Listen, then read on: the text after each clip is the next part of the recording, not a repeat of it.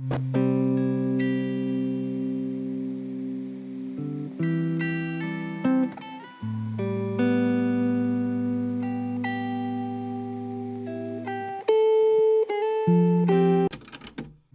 everyone, okay, welcome back or welcome to my channel.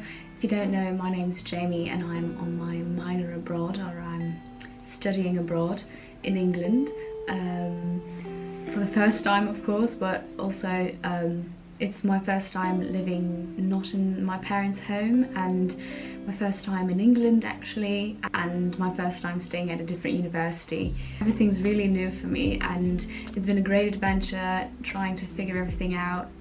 And I've been here for about a month now actually. Tomorrow I'll been here for a month, and I thought it'd be nice to kind of talk to you about what no one tells you about studying abroad.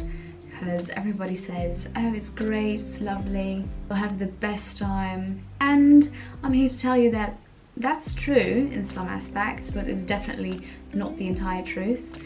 And I thought I'd talk to you about how my experience abroad has been. So I made myself a little list, and I'll talk to you about everything I've encountered or seen or noticed or felt while I've been here. So let's start with the first night panic. So traveling's great, you're really excited, your expectations are really high, and you get here and you panic. You lie in bed and you're like, well, what am I supposed to do now? That's been a thing for me. I noticed it was really hard for me to actually settle down in this place because I kind of panicked. I didn't know what to do. Was I going to make any friends? What was life going to be like over here for like the next 4 or 5 months, which I'll be staying here for? It was really crazy trying to like figure everything out and really let it dawn on me that I was actually abroad and it was already happening, and it was no longer a plan in the distant future. It was actually happening. I was actually here.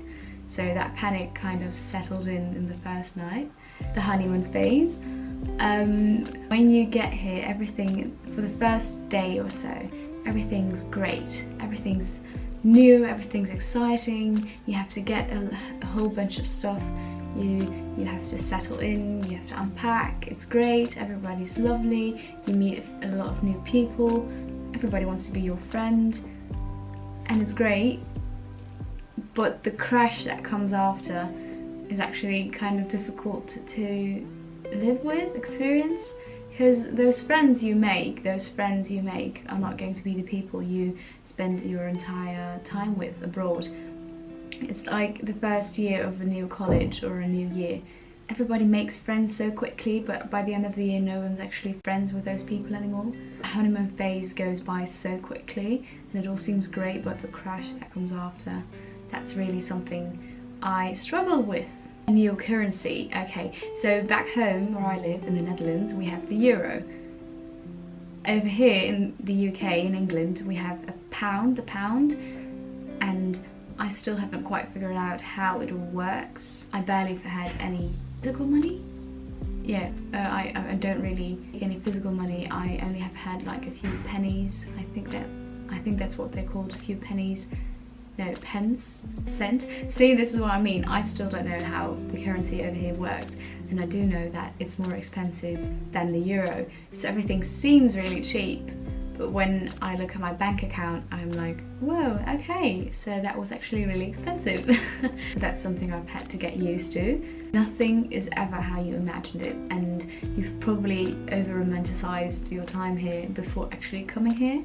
So with that I mean, you set such high expectations for your time here, and life isn't crazy every day, life isn't exciting every day, you don't go out every night, you don't hang out with your friends every day, and I kind of expected my life to be like more exciting while here, and it actually hasn't been. I just go on a few more trips each week and I see a new country, but for the most part it's like living the same life I did, only with less friends and in a different setting. So probably over-romanticized it.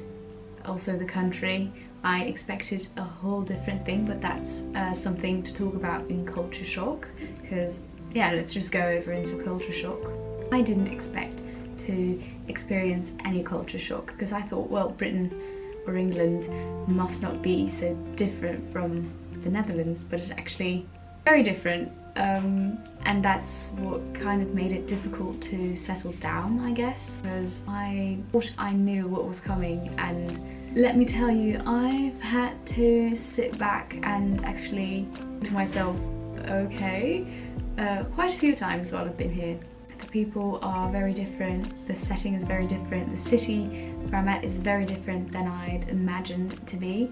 Again, with the high expectations or over-romanticisation, I thought it was going to be very different, and the culture shock I experienced was something that I didn't expect. You won't automatically have a lot of friends, and that's okay. You don't want to force any friendships. Well, of course you have to go out there and look for connections, but if they're not there and you don't really like the people present, you don't have to force yourself to have a terrible time with people you don't even like just to say that you've had friends or you've done things with people.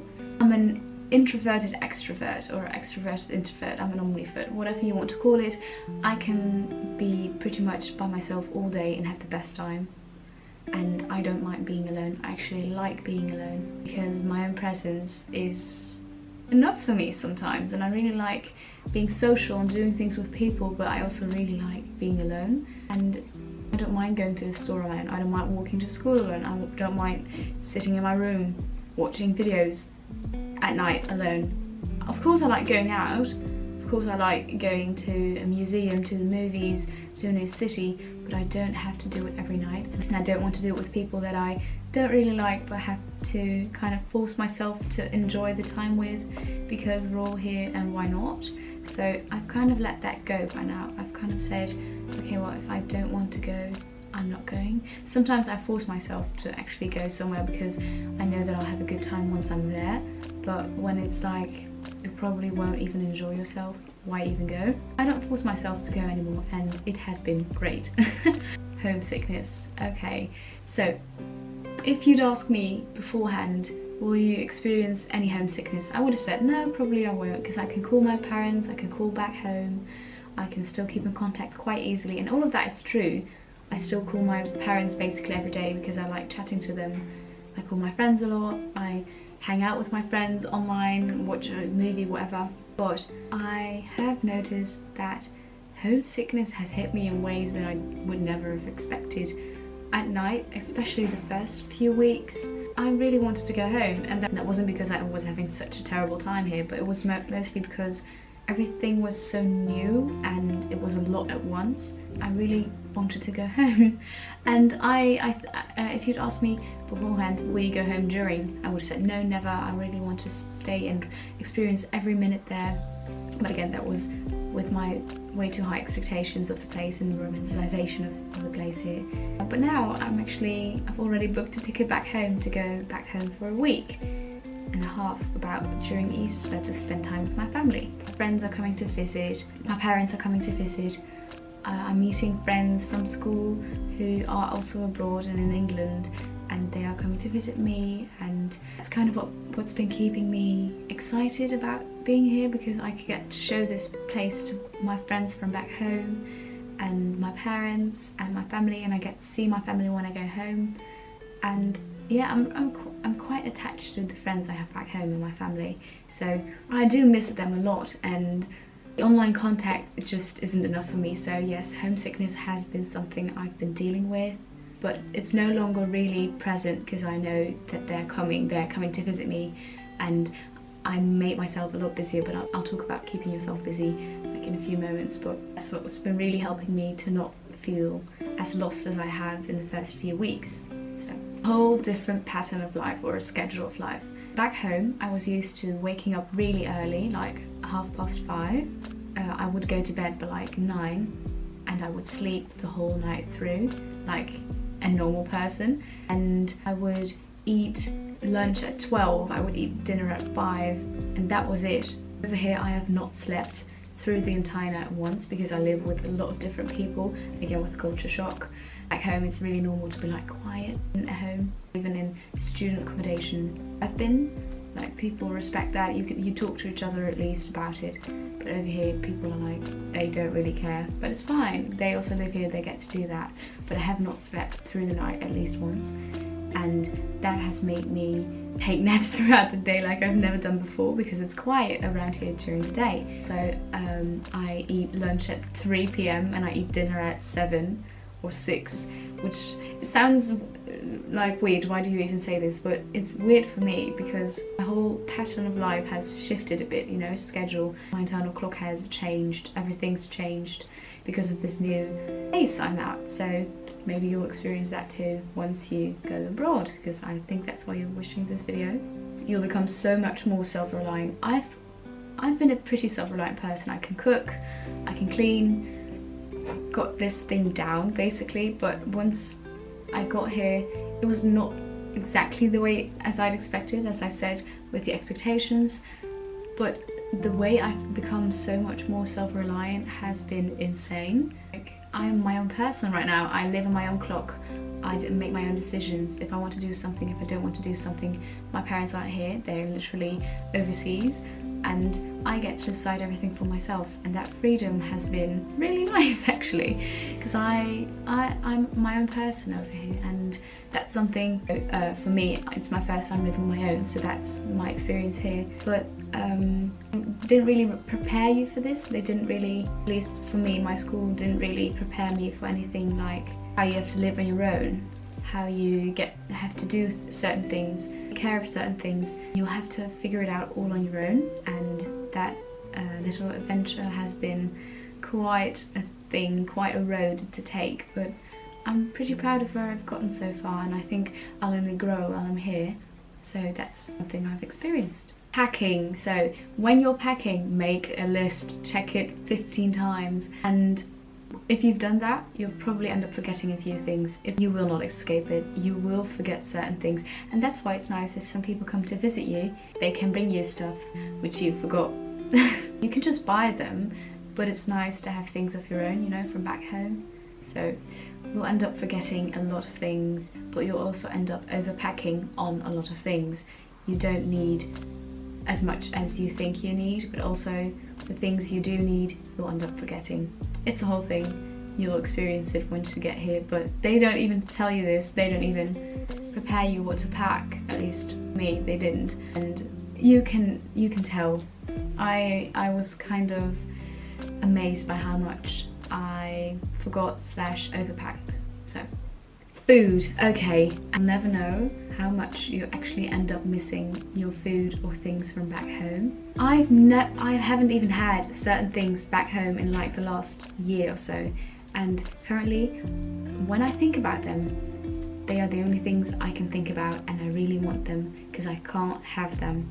It's like frikandel, croquettes, a little bun with cheese, hagelslag, mayonnaise, Dutch mayonnaise, rookworst, like a sausage, smoked sausage, pea soup from back home, pancakes, they don't quite taste the same over here, drop. I haven't even had, which is licorice, I haven't even had Dutch licorice, like the coins ones, in over a year, and I really miss them right now just because I can't have them. Fries, Dutch fries with goulash, I don't know, with like this meat sauce on top of it. Oh, I miss it. I really miss it. Cheese overall, just Dutch cheese. Buying cheese abroad is really expensive, so they have it here, but it's not the same. Apple pie, Dutch apple pie. I think I've named enough food. I can go on and on and on, but those are the things I miss. Okay, so I hope that wasn't too long, and I hope you actually enjoyed watching that. It was a bit random, but those are the things that I've noticed that they haven't really prepared me for, or whatever, that I didn't think I'd experience while I was here. So thank you so much for watching. This is actually the first time I'm filming an outro, which is insane. I hope you enjoyed watching me ramble for like, I don't know how many minutes. It's been 25 minutes of filming already, so I'm hoping it won't be too long for you. Anyway, thank you for watching, and I'll see you in my next video. Okay, Bye.